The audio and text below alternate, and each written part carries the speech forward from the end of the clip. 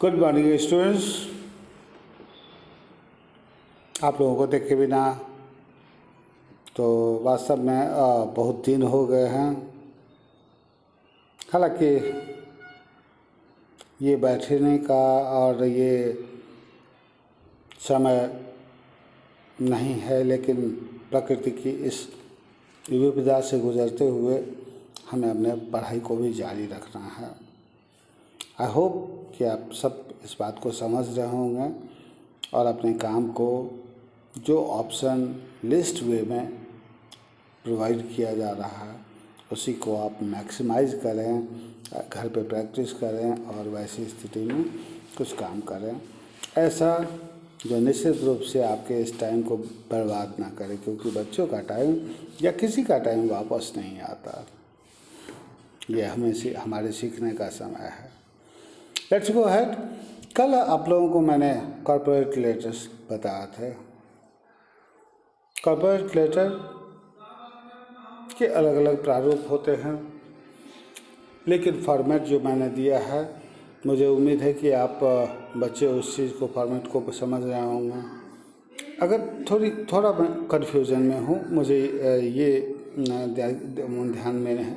अगर official letter हम लोग कल पढ़े थे, तो भी एक चीज़ मैं आपको बताना चाहूँगा आज के वीडियो के थ्रू कि ऑफिशियल लेटर्स में आम तौर पे हमारी जो सोच होती है कि ये क्लास जो हम प्रोवाइड कर रहे हैं किसके लिए, याद कीजिए किसके लिए, वीडियो को लिख रहे होते हैं, एसडीओ को लिख रहे होते हैं, या मुखिया को लिख रहे होते हैं, या डीएम को लिख रहे होते हैं, या किसी ऐसे पदाधिकारी को लिख रहे होते हैं, इवन एडिटर को लिख रहे होते हैं, तो वैसी स्थिति में ऑफिशियल लेटर कहलाता है। माय डियर चिल्ड्रन, इससे अलग हटके भी एक नए तरीके हैं, नई चीज़ हैं जिसको हम लोग ऑफिशियल लेटर की श्रेणी में रख सकते हैं, रखेंगे। क्यों, इसका कारण मैं एक्सप्लेन करूँगा। Let's go ahead. पहले देख लें कि फॉर्मेट क्या है। एज यूजुअल आप छोटे बच्चे नहीं हो, बहुत सीरियस हो अपने पढ़ाई के प्रति, लेकिन वो सीरियसनेस थोड़ी बहुत नहीं झलक रही है क्योंकि व्यूअरशिप बहुत कम मिल रहा है। चलिए ध्यान देते हैं फॉर्मेट को। सबसे टॉप पे याद कीजिए, किसी भी स्थिति में हम अपने रियल एड्रेस को नहीं डालेंगे, अपने एड्रेस को डालेंगे, लेकिन क्वेश्चन में जो एड्रेस हमें दिया गया है उस एड्रेस को डालेंगे। उसके बाद जगह छोड़ेंगे और जगह छोड़ने के बाद थोड़ा सा जगह सिर्फ सेपरेट करने के लिए और अच्छा दिखने के लिए हम फिर अच्छे राइटिंग में डेट मेंशन करेंगे। इस बार मैं आपको एक नया कंसेप्ट दे रहा हूँ, 2020। याद कीजिए 2K भी तो हम कह सकते हैं 2000 के लिए, तो 2K20 यानी इस जीरो, बीच वाले जीरो की जगह हम अगर K डाल देते हैं तो वैसी स्थिति में ये क्या बनेगा, 2K20 यानी 2020 इन अनदर वे। तो ये भी हम कर सकते हैं। और कुछ एक्सपेरिमेंट करना चाहते हैं तो आप देख लीजिए कि वो एक्सपेरिमेंट सही है या नहीं, और उसके लिए ग्रुप में, व्हाट्सएप ग्रुप में आप शामिल हैं ही, आप बच्चे कमेंट कर सकते हैं, लिख सकते हैं, बता सकते हैं। और इसके बाद मैंने एक चीज़ कल कहा था, कल के लेटर सेक्शन में, कि हम टू चाहे तो डालें, टू चाहे तो ना डालें। याद होगा आपको। यहाँ मैं एक बात आपको कहूँ कि पहले तो मैंने कल आपको जो दिया वो उसमें टू का इस्तेमाल किया, आज मैं टू का नहीं कर रहा हूँ, सिर्फ ये दिखाने के लिए कि अगर हम टू डालते हैं तो कैसे लिखते हैं और टू नहीं डालते हैं तो कैसे लिखते हैं। सिर्फ टू को हटाना है। हटा देने के बाद वो पोस्ट का नाम होना चाहिए, उस संस्था का नाम होना चाहिए, उसका एड्रेस होना चाहिए, और ये सब कुछ कहाँ से मिलता है आपको, क्वेश्चन से, वंस अगेन। और फिर उसके बाद सब्जेक्ट की बारी आती है, तो सब्जेक्ट जो हम मेंशन करते हैं उसको हाईलाइट कर दिए, अंडरलाइन करके हाईलाइट कर देते हैं, तो ये महत्वपूर्ण हिस्सा सबसे पहले उनके सामने चला जाता है, यूँ ही स्वाभाविक रूप से। और इसके बाद आप 3 मार्क्स के हकदार हो जाते हैं, लेकिन एक काम नहीं, 2 काम और बचा हुआ है, बॉडी पार्ट और एंड पार्ट लिखना। तो let's go ahead to see the body part. Subject को आपने अगर नहीं पढ़ा था तो फिर से आप स्लाइड को आप ओपन करिए, वापस जाइए और सब्जेक्ट पढ़िए। For the correction of spellings in a particular book, let's go ahead. अब इस सब्जेक्ट पे हमने लिखना है एज यूजुअली डियर, सो, स्लैश, मैम, क्योंकि हमें नहीं पता कि जिनको हम लिख रहे हैं वो पुरुष हैं या स्त्री। एक ही कारण को बार बार बताना कोई ख़ास ज़रूरी नहीं है, आप अब छोटे बच्चे नहीं हो। अब गौर से देखो, यहाँ पर हम मार्जिन के साथ चलते हैं, ये बहुत ज़रूरी है। पहले भी मैंने बताया है, अब भी आपको कहूँगा कि 3 तरफ से मार्जिन, यानी ऊपर, बाईं तरफ और दाईं तरफ मार्जिन ले लीजिए। नीचे वाला जगह खुला रखिए, इसलिए खुला रखिए क्योंकि जहाँ लेटर ख़त्म हो उसके बाद हम उसको बंद करें तो अच्छा है। ऐसा भी हो सकता है कि जहाँ तक हम लाइन पहले ले लेते हैं तो ऐसी स्थिति में अगर वो लेटर आगे बढ़ा तो क्या आप उस लाइन को मिटाएंगे? और मिटाएंगे तो गंदा नहीं दिखेगा। ऐसा ना करें, इससे बेहतर है कि हम उस लाइन को अंतिम में डालें और फिर अपना एकदम से मार्जिन के साथ ही शुरू होंगे। बच्चों, कुछ बच्चे इसको बीच में शुरू करते हैं। ये हमारे बिहार बोर्ड के ट्रेडिशनल चीज़ों में पहले था। हम लोग जो चीज़ आमतौर पे हमारे टीचर्स बताते हैं उन्हीं चीज़ों को हम फॉलो करते हैं अधिकतर। तो कुछ बच्चे ऐसे भी होते हैं जो नई नई चीज़ें नए नए जगह से खोजते हैं और वो टीचर्स की भी जानकारी में लाते हैं। And for that teacher is always obliged. तो शुरू करते हैं इसको, बॉडी पार्ट को। अब टॉपिक क्या था? Correction of spellings in a particular book. मैंने क्या लिखना? पहले तो इंट्रोडक्शन मैंने अपना दिया, this is Rohit Bhalla from Shantiniketan. Address Shantiniketan ही था, ऊपर सबसे ऊपर टॉप पे। I beg your pardon before mentioning the mistakes of spellings in the book that you have recommended for class 7 and 8। जो किताब आपने मेंशन करी है, अब मैं यहाँ पर आई बेग योर पार्डन क्यों लिख रहा हूँ? Politeness. The only reason is that हम चाहें तो इसको बुरी तरीके से क्रिटिसाइज और एब्सर्ड वे में लिख सकते हैं, बट माइंड इट, जो पोलाइटनेस की वजह से हम जीत सकते हैं वो कभी भी हम लड़के नहीं जीत सकते। तो बेहतर है कि हम पोलाइट रहें, सभ्य रहें और जेंटलनेस हमारी बनी रहे। इसलिए मैंने डाला आई beg your pardon before mentioning the mistakes. उन गलतियों को मेंशन करने से पहले मैं क्षमा चाहूँगा जो गलतियाँ जुड़ी हुई हैं किससे? स्पेलिंग से, इन the book that you have recommended for class 7 and 8, जो क्लास 7 और 8 को पढ़ने के लिए सुझाव दिया गया है। I think it must be corrected by the teachers when explaining them.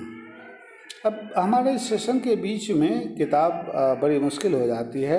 आप बच्चों में से किसी को परेशानी ऐसी हुई होगी, आप लोग महसूस कर सकते हैं, समझ सकते हैं इस बात को कि बीच में सेशन में दिक्कत होती है।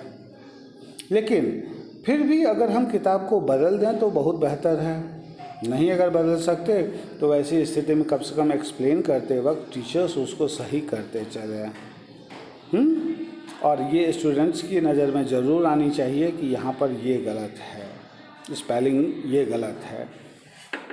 उसके बाद इस बात पे कैसे भूला जा सकता है कि ये गलती ना हो, इसके लिए वो ख्याल रखें। What I have written, please ensure that the books recommended must be of standard quality.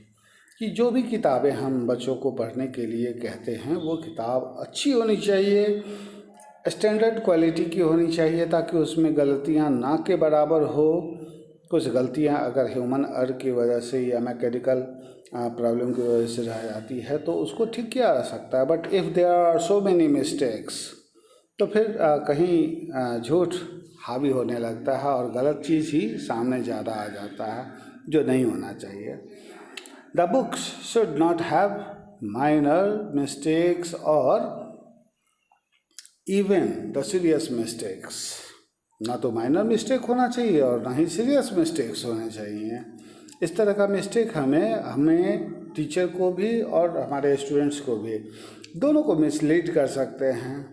और ऐसी स्थिति में हम ये भी कह सकते हैं कि I hope you would take it promptly and positively so that wrong things can be corrected before providing it to students। तो आशा करते हैं कि आप इसको प्रॉम्प्टली लेंगे, मतलब गंभीरतापूर्वक तुरंत लेंगे और पॉजिटिवली लेंगे, यानी इसको क्रिटिसाइजिंग वे में नहीं लेंगे कि मैं आपको क्रिटिसाइज कर रहा हूँ। इसको आप सकारात्मक रूप में लीजिए और आप ऐसे गलत चीज़ों को जो गलती से हो गया है उसको करेक्ट करके और उसके बाद हम स्टूडेंट्स को प्रोवाइड कर रहे हैं। एक ये भी संभव है कि आप वैसी किताबों से बचें और स्टैंडर्ड क्वालिटी की किताब लगाएं जिसमें इस तरह की गलतियां ना के बराबर होती हैं। और फिर जब बॉडी पार्ट हमारा कंप्लीट हो जाता है तो हम इसलिए थैंक्स बोलते हैं क्योंकि हमारे लेटर को पढ़ने के लिए उन्होंने समय निकाला। अंडरस्टूड? तो वैसी स्थिति में हम क्या करेंगे, थैंक्स लिखेंगे, yours sincerely.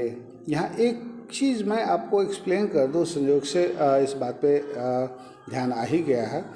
Yours positive form में है, पॉजिटिव फॉर्म में है। अब पॉजिटिव फॉर्म को पॉजिटिव पोजीशन में दिखाने के लिए हमको कॉमा एपोस्ट्रोफी की क्या ज़रूरत? आप समझ रहे हो मैं क्या कहना चाहता हूँ? यानी योर के बाद एपोस्ट्रोफी होना चाहिए या नहीं? नहीं होना चाहिए, कोई ज़रूरत ही नहीं है। That is already in positive form. और फिर उसके बाद एडवर्ब अगर यूज़ करते हो तो आपको नाउन नहीं यूज़ करना है। अगर आप एडजेक्टिव यूज़ करते हो लाइक सिंसियर तो वैसी स्थिति में आपको उसके बाद एक नाउन डालना ही पड़ेगा और फिर अपना नाम जो क्वेश्चन से मिला है वो आप जरूर डालो। दैट इज़, तो इस तरीके से हम लोग एक नए प्रारूप को देख रहे हैं जिसमें ना तो वीडियो को लिखा, ना एडिटर को लिखा, ना ही किसी ऐसे ऑफिशियल स्टाफ्स को लिखा जिसमें हम अपने परेशानियों या फिर अलग अलग तरह की सुविधाओं की चर्चा कर रहे हैं, बल्कि हम सजेस्ट कर रहे हैं और एक संस्था से जुड़े हुए किसी चीज़ की गलतियों को निकाल कर भी लाना, that is also a part of official letter. So I think you must be understanding my points and we can take it and do some of the exercises from the previous years books। Letter section में जाएंगे, वहाँ बहुत सारी ऐसी application letters मिल जाएंगे जो हमने official letter के रूप में लिखना है। नंबर 1 या नहीं तो वैसी स्थिति में तो सबसे पहले तो आपको ये करना चाहिए कि अभी आपकी किताब उपलब्ध हो चुकी है, लगभग 1 सप्ताह से उपलब्ध है और आप उस किताब को जल्दी से जल्दी हासिल कर लें ताकि यहाँ जो पढ़ाई ऑनलाइन ही हो उसको आप अच्छे तरीके से एक्सप्लेन बुक में भी समझ के करें। प्रैक्टिस के लिए उसमें क्वेश्चंस भी दिए रहेंगे। और अंतिम में एक चीज़ को पॉइंट आउट कर रहा हूँ बच्चों, मैं समझ सकता हूँ कि जो भी इसको देख रहे हैं वो तो इस बात का शायद फ़ायदा उठा पा रहे होंगे या नहीं उठा पा रहे होंगे, ये उनका सजेशन है, उसका फीडबैक हमें नहीं मिल पा रहा है। लेकिन एक चीज़ मैं आपको बताऊं, व्यूअरशिप ज़्यादा होनी चाहिए। ये बहुत नेग्लिजेंसी, ये जो नेग्लिजेंसी हम दिखाते हैं अपने स्टडी के प्रति, वो हमारे लिए आने वाले समय में मुसीबत का पहाड़ बन जाता है। बिल्कुल वैसे ही जैसे हमारे पेरेंट्स हमें अभी समझाते हैं, कहते हैं कि बेटा अपना काम अपने समय पे करो, हम उस बात का कभी कभी तर्कनार कर देते हैं, जो नहीं करना चाहिए, बिल्कुल नहीं करना चाहिए, क्योंकि हमारे पेरेंट्स हमारे भले के लिए कह रहे होते हैं। आप इन चीज़ों का ख्याल रखते हुए अपने आप को घर पे सेफ रखिए, सुरक्षित रखिए और जो कुछ भी वीडियोज़ पे अपलोड होता है उसको ज़रूर देखिए और देखने के बाद उस पर काम कीजिए। मैंने आपको बताया काम कहाँ से आप कलेक्ट कर सकते हैं, पुराने बुक्स या फिर नई किताबें आप खरीद कर। Let's get ready for tomorrow's class, that is enough for today. तो कल मिलते हैं और कल एक नए राइटिंग सेक्शन के ही नए हिस्से से हम लोग परिचित होंगे।